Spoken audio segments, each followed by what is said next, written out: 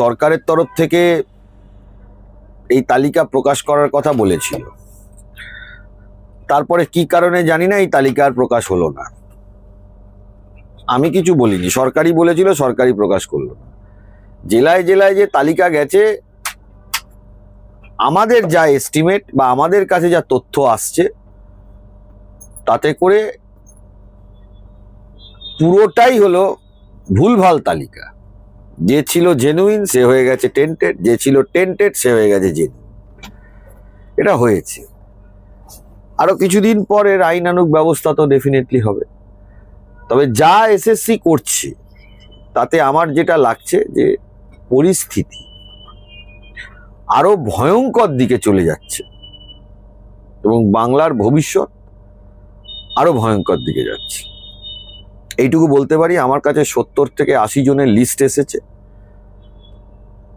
যারা ক্যাটাগরিক্যালি অযোগ্য যোগ্য হিসাবে ঢুকে গেছে। আবার আমার কাছে এই লিস্টও এসেছে যে যারা যোগ্য তারা লিস্ট থেকে বেরিয়ে গেছে।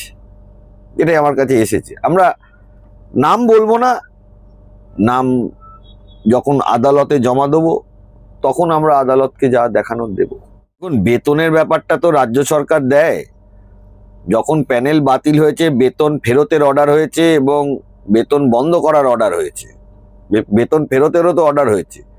কোনো সরকারি অফিসার যদি ভুল করে অযোগ্যকে বেতন দিয়ে দেন তাহলে কিন্তু তার বিরুদ্ধেও বিরাট কাণ্ড হতে পারে।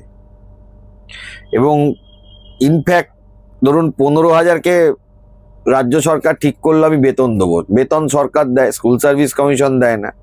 এই 15,000-এর মধ্যে দেখা গেল শেষমেশ 5,000 টেন্টেড আর 5,000 জেনুইন ছিল যারা এই 15,000-এর মধ্যে ঢুকতে পারে। টেন্টেড মানে যদি সুপ্রিম কোর্টের ভাষায় বলতে হয়, টেন্টেড আর একটা ক্যাটাগরি হলো candidates not specifically found to be tainted. এটা ধরুন করতে গিয়ে লিস্টটা অদল বদল হয়ে গেছে। যে অফিসার করবে তার যে তারপরে কি হবে, কারণ ওই 5,000 ইন্টু 40,000 ধরুন, ওই টাকাটা তো সরকারি ঘর থেকে ড্রেন আউট হয়ে গেল। সরকারি অফিসারদের সঠিক লিস্ট না দেখে বা সুপ্রিম কোর্টের জাজমেন্ট এবং হাইকোর্টের জাজমেন্টের 363 নম্বর প্যারাগ্রাফ না পড়ে এ মাইনে যদি দেয়, সে যে কোথায় গিয়ে একদম হাইয়েস্ট লেভেলের অফিসারদের কথা বলছি। ফর এক্সাম্পল ধরুন একদম এডুকেশন সেক্রেটারি বা কমিশনার অফ এডুকেশন বা ফাইন্যান্স সেক্রেটারি, মানে এই লেভেল থেকে আমি বলছি। এটা যদি চলে যায় তার যে কি কনসিকুয়েন্স, লিগাল কনসিকুয়েন্স হবে, সে মানে ভয়ঙ্কর পরিস্থিতি হবে। একটা ধরুন 5,000 fake candidate, tainted candidate, identified tainted candidate তারা মাইনে পেয়ে গেল, আর ধরুন 2,000 জেনুইন ক্যান্ডিডেট তারা মাইনে পেল না। তার যা কনসিকুয়েন্স, লিগাল কনসিকুয়েন্স হবে সেটা এখন আমি প্রকাশ্যে বলতে চাইছি না, কারণ বেশি প্রকাশ্যে বললে সবার মধ্যে একটা ভয় ভীতি ছড়িয়ে যাবে। কিন্তু জিনিসটা কিন্তু সঠিক জিনিস হবে না এবং খুবই খারাপ জিনিস হবে এবং পশ্চিমবাংলায় ভবিষ্যতে আরো ভয়ঙ্কর দিকে চলে যাবে বলে আমি মনে করি। This is an absolute contempt of court. পুরোপুরি এটা আদালত অবমাননা এবং এটা উনি করতে পারেন না। এটা মুখ্যমন্ত্রী মমতা বন্দ্যোপাধ্যায় করেছেন।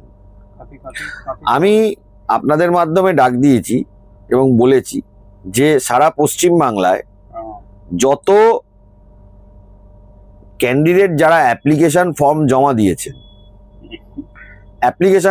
দিয়েছেন, এই এসএলএসটিতে 22 লক্ষ, প্রাইমারিতে 20 লক্ষ, পাবলিক সার্ভিস কমিশনে 10 লক্ষ, পুলিশ রিক্রুটমেন্ট বোর্ডে ধরুন আরো 5 লক্ষ, ধরে 20, 40, 10, 50, 55 আরো যারা পশ্চিমবাংলায় যারা যে কোনো সরকারি পরীক্ষায় অ্যাপ্লাই করেছেন তাদের কাছে অনুরোধ করেছি যে আপনারাও সবাই অ্যাপ্লাই করুন 1 মে। হোয়াটসঅ্যাপের মাধ্যমে, ফেসবুকের মাধ্যমে, মেলের মাধ্যমে মুখ্যমন্ত্রীর কাছে এটা অ্যাপ্লাই করুন যে আমাদেরও বেতন চাই, আমাদেরও বেতন না, আমাদের ভাতা চাই। সবাইকে আমি এই আবেদন করেছি। দ্বিতীয় বিষয় যেটা, সেটা হচ্ছিল যারা ধরুন কন্ট্রাকচুয়াল, তারাই বা কেন 13,000, 8,000, 7,000 করে মাইনে পাবে? তাদেরও মাইনে সমকাজে সমবেতনের জন্য আপনারা সবাই মুখ্যমন্ত্রী মমতা ব্যানার্জির কাছে 1 মে আবেদন করুন ফেসবুক, হোয়াটসঅ্যাপ, ইমেলের মাধ্যমে। কারণ অযোগ্যরা যদি বেতন পায়, যারা পয়সা দিয়ে চাকরি পেয়েছে তারা যদি বেতন পায়, তাহলে ভারতীয় নাগরিক হিসাবে বলছি, সারা পশ্চিম বাংলার মানুষ যারা যারা অ্যাপ্লিকেশন ফর্ম জমা দিয়েছেন, যারা যারা অ্যাপ্লিকেশন ফর্ম এবং যাদের কাছে অ্যাডমিট কার্ড আছে, তারা এই ভাতা পাবে না কেন? আমি এটা নাগরিক হিসাবে পুরো নাগরিক সমাজের কাছে এই প্রশ্নটা রাখছি। নয়, বিষয়টা হলো যে একটা রায় যখন হয়েছে, এই রায়টা কার্যকর কোন কোর্ট থেকে হবে?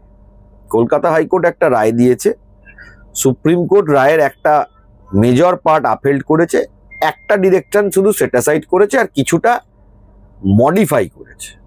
যেটা সেটাসাইড করেছে সেটা নিয়ে কলকাতা হাইকোর্টে হওয়ার কিছু নেই, এই বিষয়ে সবাই একমত।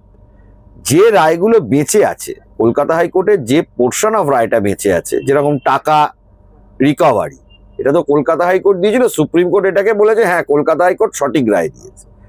তাহলে এই যে টাকা রিকভারির ব্যাপারটা বা অন্যান্য বিষয় যেগুলো আছে, সেগুলো কোন কোর্টে তার কন্টেম্প্ট বা বলতে পারেন এক্সিকিউশন হবে, সেটা নিয়ে রাজ্য সরকারের তরফ থেকে একটা আদালতে সওয়াল করা হয়েছে, যেটা সুপ্রিম কোর্টে হবে। আমাদের তরফ থেকে যেটা জানানো হয়েছে যে কোর্টের কাছে যেটা সাবমিশন ছিল যে না, এটা হাইকোর্টে হতে পারে, কারণ এখানে লিটিগেন্ট যারা তাদের প্রেফারেন্সিয়াল রাইটটা দেখতে হবে। প্লাস অর্ডার যখন আপহেল্ড হয়ে গেছে, এরকম অনেক নির্ধারণ আছে যে যে কোর্টের রায় আপহেল্ড হয়েছে সেই কোর্টে কোর্ট অফ ফার্স্ট ইনস্ট্যান্সে এক্সিকিউশন হয়। কিন্তু রাজ্য সরকারের যেটা বক্তব্য, যেহেতু কিছুটা হলেও সেখানে মডিফিকেশন হয়েছে, তাই জন্য হাইকোর্টে না হোক সুপ্রিম কোর্টে হবে। এখন দেখুন, এইটা একটা খুব টেকনিক্যাল বিষয়। সুপ্রিম কোর্ট যখন রায় দিয়েছে, সেই রায় কার্যকর হবে। এখন কোন কোর্টে হবে সেটা যদি কলকাতা হাইকোর্টে না হয়, সুপ্রিম কোর্ট ঠিক করবে। যদি সুপ্রিম কোর্টে হবে হবে, নালে এখানে হবে, এর বাইরে কি হবে? কিন্তু আজ অব্দি সুপ্রিম কোর্টের যে রায় আছে সেই রায় বলবৎ।